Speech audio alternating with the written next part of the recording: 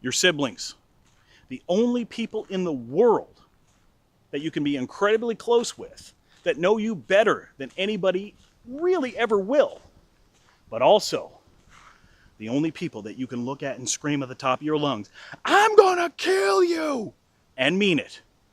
I'm talking about my brother and a pizza this week on Sackville Sunday Stories.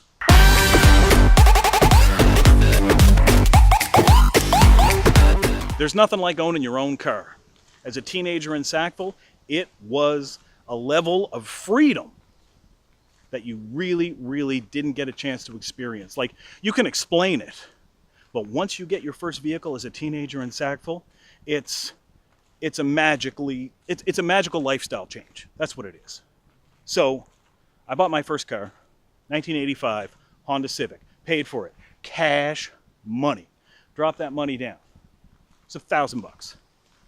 So I had a car, I had a vehicle, I had a job. Now my little brother had his license, but he was younger. He still hadn't got out into the workforce yet, but he had a license.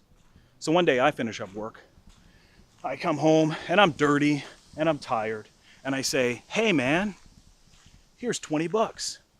I'll buy us a pizza, but you take my car and go pick it up." He was like, "Yeah!" All right?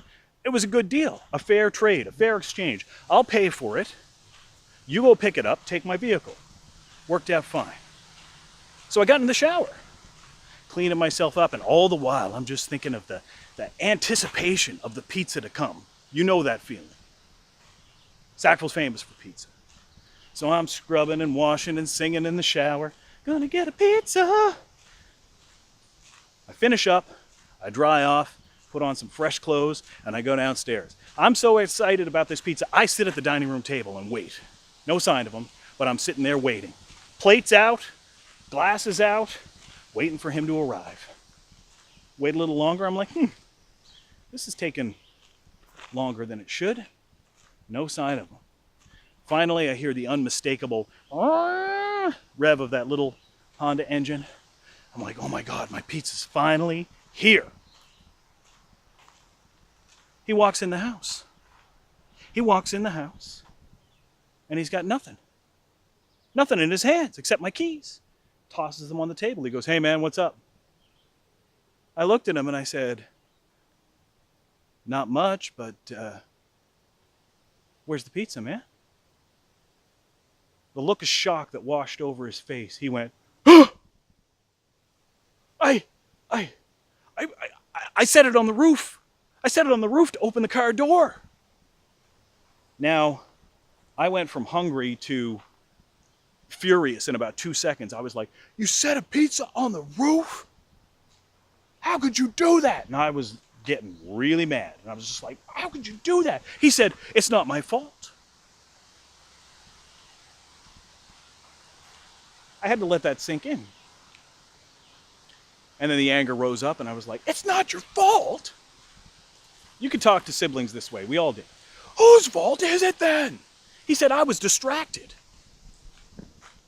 Made me think again. I was like, what distracted you? He said there was a guy walking a ferret on a leash on Cobequid Road. I said, "What?" He said, "Yeah, there he was, walking a ferret on a leash. I was looking at him." He goes, "He was looking at me too." As I was driving over, I looked at him and I said, "Hey, buddy, what are you looking at me for? You're the one walking the ferret on the leash." And at this point, I am so mad. I worked all day. I was hungry. I'm still hungry. I don't have a pizza. I'm $20 lighter. And I screamed, "I'm gonna kill you!" That caught the attention of my mother.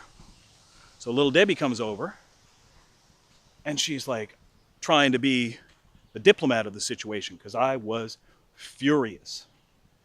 She said, "Now boys, don't fight. Why don't you get in Chad's car and go look and try to find the pizza?" And because I was so mad, I screamed at my mom and I'm like, "Oh yeah, Mom, that's exactly what I want. To go trolling through the swampy, bulrush-ridden ditches of Glendale, looking for a pizza half eaten by a ferret on a leash. So I grabbed my keys and I just started running out the door. And Mom's like, wait, wait, wait, wait. And I stopped. And she said, what's your brother going to eat? I looked back at my mom and I said, he can starve for all I care. I jumped in my Civic, fired it up, and I swear I stomped on that gas pedal in the driveway like Chuck Norris kicking out a terrorist's head. I slammed on the gas pedal and took out. Now, if you ever run into my brother's probably the best storyteller I know. But when he tells the story, I actually was so mad. We had a little short driveway on Prince Street, and I did a peel. I laid some rubber in the driveway. And he's like, you actually shifted into second before you reached the end of the driveway. And then third by McDougal. I was livid. And I left a little burn in the driveway. So, of course, my brother, to get revenge, he was going out, but he waited until my father got home from work. He was just sitting on the steps. Dad pulls in. Ryan comes down. Hey, Dad, how's it going? How was work? Oh, whoo! What's that? Skid marks in the driveway? Wonder who did that. Anyway, see you, Dad. Have a good night. Well, the old man tore a strip off me later. Rightfully so. I shouldn't have peeled out of the driveway. Like I was doing 50 probably by the time I hit the curb. Anyhow, I got in trouble for that. And I had to go to McDonald's, get myself a McDLT or something. And yeah, my brother just lost it. So listen, if you were that guy walking a ferret on a leash up Cobblewood Road one summer night many, many years ago, reach out to me because I'd like to hear the story. Did you intentionally distract my brother with your ferret so you could scoop up the pizza when it fell off the roof of an '85 blue Honda Civic hatchback? Did you do that on purpose? Because I think you owe me a pizza. But I'm willing to let it go if you want to do a video with me on Sackville.Live. But that's it for this week's Sackville Sunday Story. Join us every Sunday, whether you're a Sack villain or a Sack vegan, here on Sackville Sunday Stories.